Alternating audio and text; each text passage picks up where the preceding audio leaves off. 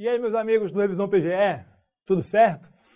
Faz tempo que eu não apareço aqui com um vídeo para o YouTube, mas eu resolvi gravar uma dica rápida sobre um tema que costuma ser bastante perguntado para a gente, seja no nosso perfil lá do Revisão PGE, seja no meu próprio perfil lá no Instagram, Francisco Maia Braga, que é o seguinte: procurador de Estado pode exercer advocacia privada?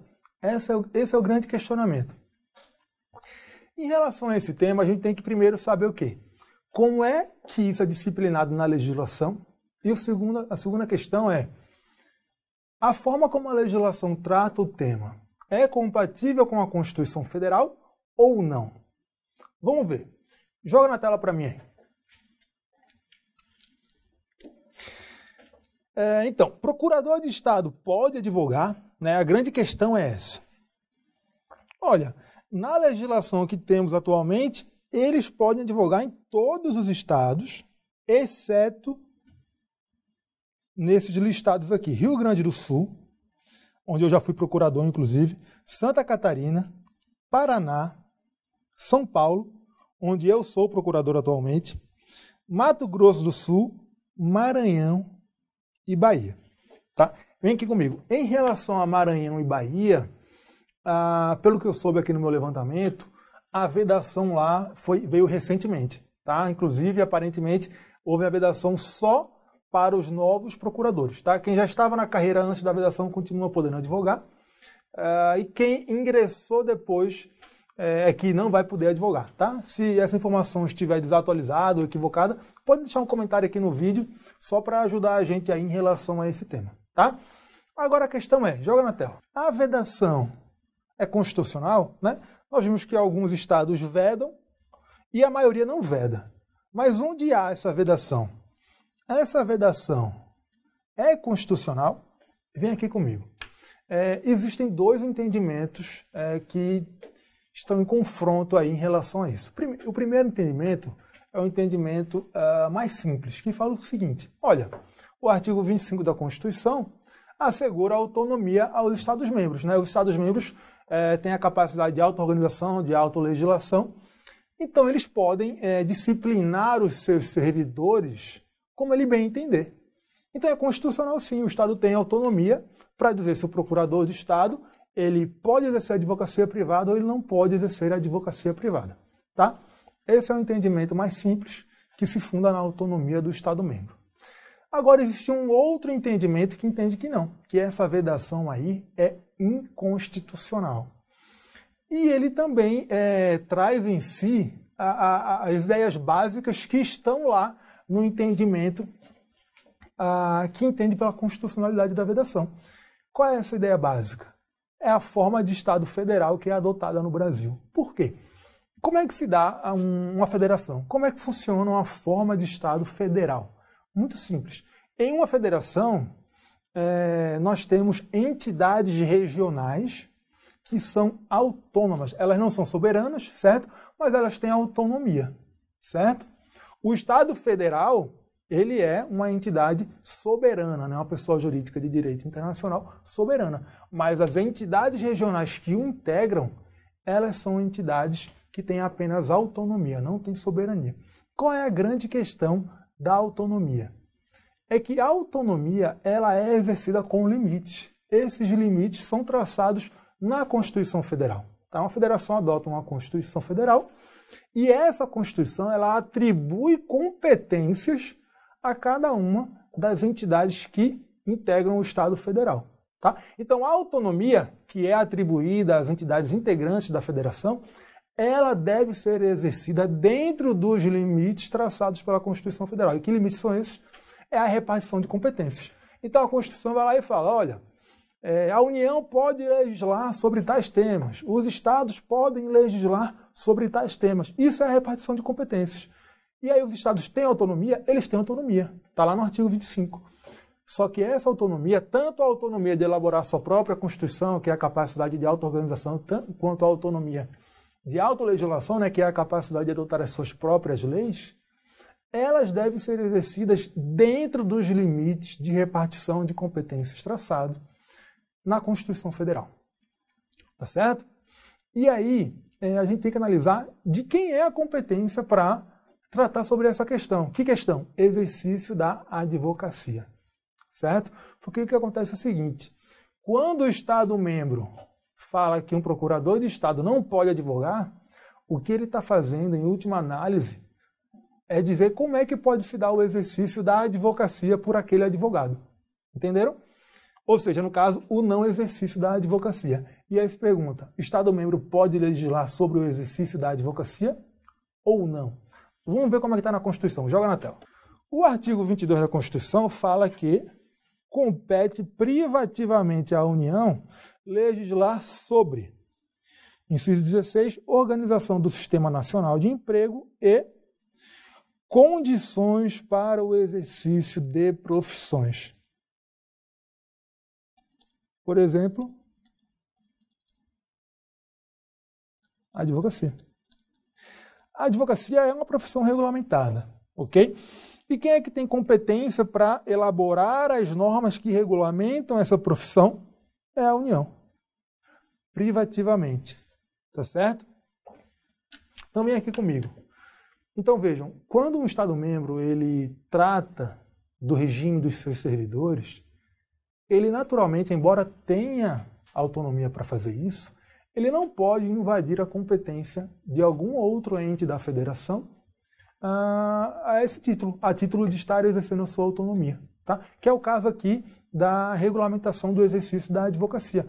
O Estado-membro ele não pode falar, o procurador de Estado não pode exercer a advocacia privada, porque quando ele faz isso, ele está invadindo a competência da União para legislar sobre a matéria. Se a União, disciplinando a categoria de advogados, falasse, os advogados que são procuradores de Estado não podem exercer a advocacia fora das atribuições do cargo, aí tudo bem, seria constitucional, porque seria a União exercendo a sua competência traçada na Constituição. Tá? E aí, enfim, a União exerceu essa competência de regulamentar profissões em relação à advocacia? Exerceu. Ela elaborou o Estatuto da OAB. Joga na tela para mim. Olha só, o Estatuto da OAB fala o seguinte, artigo 3º, parágrafo 1º. Exercem atividade de advocacia, sujeitando-se ao regime desta lei, além do regime próprio ao qual se subordinem os integrantes da Advocacia Geral da União, AGU, Procuradoria da Fazenda Nacional, da Defensoria Pública. A questão da Defensoria Pública é bastante polêmica na jurisprudência, tá?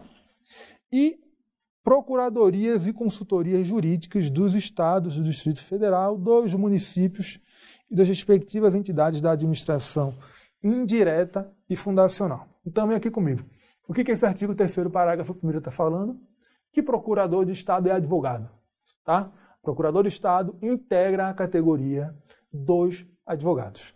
Agora, volta para a tela aí. O artigo 28, quando ele fala das incompatibilidades do exercício da advocacia, ele fala o seguinte, a advocacia é incompatível, mesmo em causa própria, com as seguintes atividades.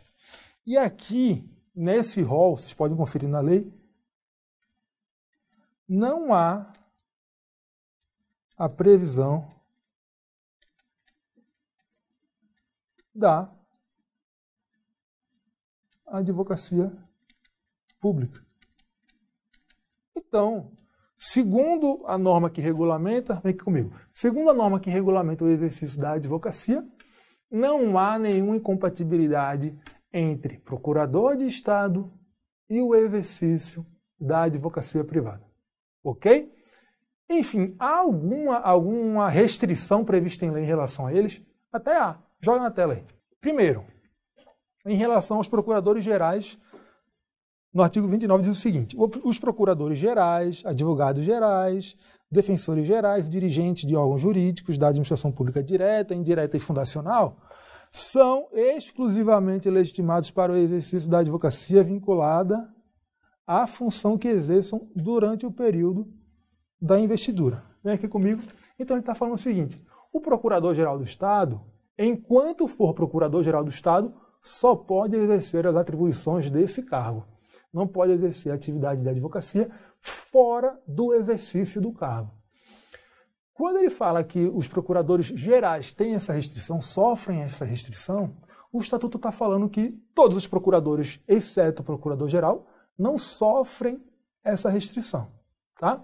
Mas ainda assim há uma restrição, vamos lá na tela. No artigo 30, fala o seguinte: são impedidos de exercer a advocacia os servidores da administração direta, indireta e fundacional contra a fazenda pública que os remunere ou a qual seja vinculada à entidade empregadora. Volta aqui para mim. Então vejam bem, segundo o Estatuto da Advocacia, o Estatuto da OAB, o procurador do Estado pode exercer a advocacia fora das atribuições do cargo, ou seja, a advocacia privada, exceto contra a própria fazenda pública que o remunera. Então, por exemplo, o procurador do Estado de Pernambuco pode exercer a advocacia privada. Agora, ele não pode patrocinar causas contra o Estado de Pernambuco. Entenderam? Essa é a regra que está no Estatuto da OAB. Agora surge a questão. Tá, a vedação é inconstitucional, mas o STF já falou alguma coisa sobre isso? O STF tem jurisprudência sobre essa matéria? Olha, o STF tem jurisprudência tranquila sobre a matéria. Tem jurisprudência tranquila no sentido de que a competência para legislar sobre o exercício profissional é da União. Tá? Então, consequentemente, a competência para legislar sobre o exercício de advocacia também é da União, é privativa da União. O STF já se manifestou sobre alguma questão específica envolvendo o procurador de Estado. Olha, existiu um precedente do Supremo Tribunal Federal em relação a um procurador ou uma procuradora do Estado do Rio Grande do Sul, que falou o seguinte: o Estado tem autonomia conferida pelo artigo 25 da Constituição Federal para disciplinar o regime dos seus servidores. Então é constitucional. Só que esse precedente tem um problema. Primeiro, é um precedente de turma, se não estou enganado é da segunda turma, relatoria do ministro Gilmar Mendes. E outra coisa, ele não apreciou a questão detidamente sob o prisma da repartição de competências. Ele simplesmente analisou a autonomia dos estados para disciplinar o regime dos seus servidores. Simplesmente fez isso. Não se debruçou detidamente sobre a questão da repartição de competências, lá o artigo 22, inciso 16. Tá? Por outro lado, a gente tem precedentes do plenário do Supremo Tribunal Federal aplicando o entendimento de que legislação local não pode, em relação a servidores estatutários, invadir a órbita de atuação da União para regular o exercício profissional. Então, por exemplo, teve até um precedente, não foi esse do Supremo Tribunal Federal, mas um precedente envolvendo, se não estou enganado, foi da lavra do TJ de São Paulo. E ele, em relação à categoria de jornalistas, falou o seguinte: o que acontecia era que um determinado município tinha servidores estatutários exercendo o cargo de jornalista e tinha uma determinada jornada de trabalho. Essa questão foi impugnada no TJ, falando o seguinte, que a legislação federal, que é a que deve ser aplicada, porque é a competência da União, prevê uma jornada de trabalho diferente. Isso diz respeito ao exercício da profissão. E o TJ de São Paulo acolheu o argumento, porque essa é a jurisprudência do Supremo Tribunal Federal. Tá? Então, o Supremo Tribunal Federal aplica a competência da União para tratar de exercício de profissão, mesmo em relação a servidores estatutários. Ok? Fiquem atentos a isso. E é o plenário do Supremo Tribunal que tem esse entendimento. Esse entendimento já está tão consolidado no Supremo Tribunal Federal que atualmente a questão vem sendo decidida monocraticamente pelos ministros. Eu trouxe até um exemplo aqui para a gente ver. Joga na tela. Olha só, uma decisão do Barroso deste ano, agosto de 2019, falando o seguinte: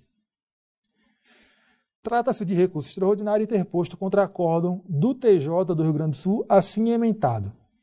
A jurisprudência do STJ assenta que a fixação de jornada de trabalho do servidor público está na esfera de competência da administração pública municipal, mediante a legislação que regula o regime jurídico dos servidores públicos estatutários. Então veja que aqui a gente tem uma situação de servidor público estatutário em que a legislação local está em conflito com a legislação federal que trata do exercício daquela determinada profissão. E aí o ministro falou o seguinte: o recurso deve ser provido. Isso porque a decisão proferida pelo tribunal de origem não está alinhada à jurisprudência desta Corte, no sentido de que é competência privativa da União legislar sobre normas que estabeleçam condições para o exercício profissional. Tá? Julgado recentíssimo em agosto de 2019. Decisão monocrática, mas essa decisão se baseou em precedentes do plenário. Olha só o precedente no próximo slide aqui. Curiosamente relatado pelo ministro Gilmar Mendes. tá? Mas é um precedente do plenário, não é de turma, falando o seguinte: ação direta de inconstitucionalidade, lei distrital número 3136 de 2003, que disciplina a atividade de transporte de bagagens nos terminais rodoviários do Distrito Federal. Alegação de usurpação de competência legislativa privativa da União para legislar sobre o direito do trabalho e ou sobre condições para o exercício de profissões. Artigo 22, inciso 16. Quanto à violação ao artigo 22, inciso 16, que é o que prevê a competência legislativa da União para tratar de exercício profissional, na linha dos precedentes do Supremo Tribunal Federal, verifica-se a inconstitucionalidade formal dos artigos 2º e 8º do diploma impugnado por versarem sobre condições para o exercício da profissão. E citou precedentes. Medida cautelar em ADI 2752 de 2004. Tá? Então, vem aqui comigo. Então, o plenário do Supremo Tribunal Federal é tranquilo no sentido de que, quando se tratar de um tema que diz respeito ao exercício de uma profissão, a competência é da União, não é dos estados nem dos municípios, tá certo? Então, aquele precedente lá da segunda turma, que analisa a questão simplesmente sob o prisma da autonomia do Estado, é incompleto, porque os estados são autônomos em uma federação, mas essa autonomia deve ser exercida dentro dos limites do esquema de repartição de competências traçado na Constituição Federal. E segundo a repartição de competências na Constituição de 88, a competência para tratar de exercício de profissão é da União, não é dos estados, certo? Enfim, a vedação de exercício de advocacia privada por procurador de Estado ou a liberação é uma questão que passa pelo crivo político local, né? Mas isso não significa que as normas que existem vedando o exercício dessa profissão pelos procuradores é constitucional, né? Porque pela própria jurisprudência do Supremo Tribunal Federal, tem também precedente do TJ de São Paulo, do TRF3, essa vedação é inconstitucional porque invade a competência da União para tratar sobre a questão. Tranquilo, galera? A gente vai ficando por aqui, espero que o vídeo tenha sido útil, tenha sido interessante para vocês e sigam acompanhando a gente aqui no YouTube. Beleza? Valeu, grande abraço!